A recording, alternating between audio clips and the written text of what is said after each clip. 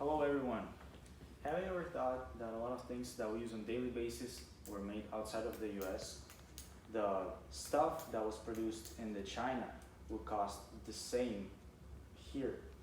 And no matter where we buy our goods, the prices would be the similar. Here in US, Asia, Europe, same prices, almost. That's called globalization.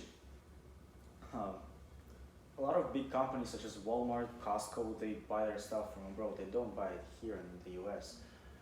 Uh, but there wasn't such a thing like that 60 years ago.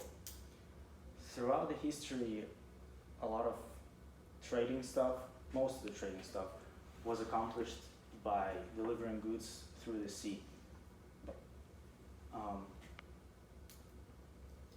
in 20th century, in 20th century, it was quite problematic to deliver goods because they were delivered in boxes, barrels, bags, and it was kind of risky to deliver them because they could easily just fall from the ship out of the boat or the ship, or it could just easily be stolen by some worker or anybody else.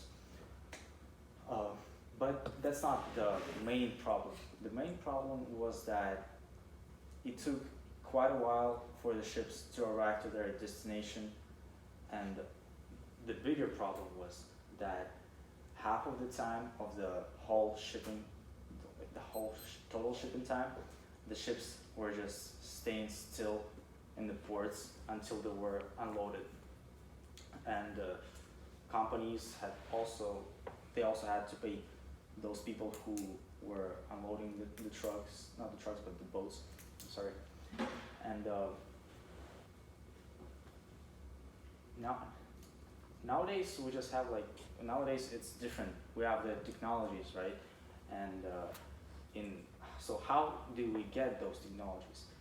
In 1930s, Malcolm McLean came up with an idea of putting trucks, just like trucks, cars, on our ships, so they don't use like manual labor to unload or load the ship.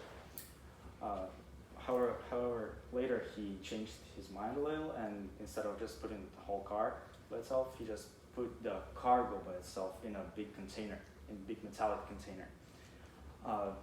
So in 20 years, he tested his idea, and he bought, in 1956, I believe, he bought a whole tanker, a tanker. Well, I believe it's World War II tanker, where he tested where he put 50 containers, and he sent it from Newark to Houston, and that way, a ton delivered by ship became not $6 per ton, but 16 cents per ton, because there was no more manual labor used, but just technologies. Okay, so what's happening nowadays? Here in Washington, we have a lot of stuff imported. Here in Washington, there's a lot of stuff produced by Boeing and stuff, planes, maybe other technologies, but basic stuff that we use every day, like, I don't know, iPhones, they're imported from China. Yeah, they're like, the technology that is used was made in here in US, in California, but they're produced in China.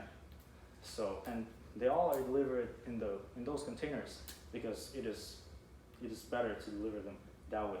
The companies save way more money. Another thing is that, for example, if we compare air shipping, and if we spend 3,000 on air shipping, we can just put only 250 kilograms for 3,000.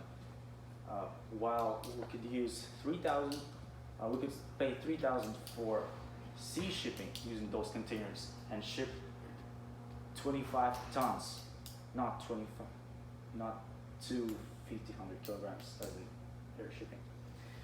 Uh, that data was like made in. I've searched that data on freightcalculator.com. Yeah. So another interesting fact is that um,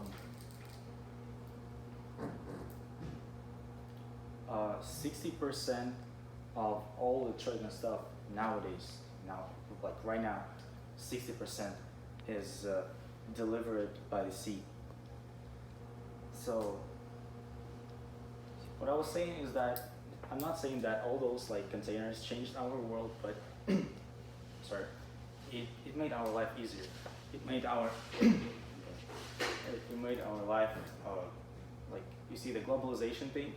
Like if we compare a kid here in US to a kid in France, they'll look the same, but they're like they're a lot of miles far from each other, and but they still pay the same amount of money for that stuff. Like that shoes I bought, you can easily buy those shoes in Russia, I don't know, for the same price, but it was produced in China, so I believe maybe Vietnam or something.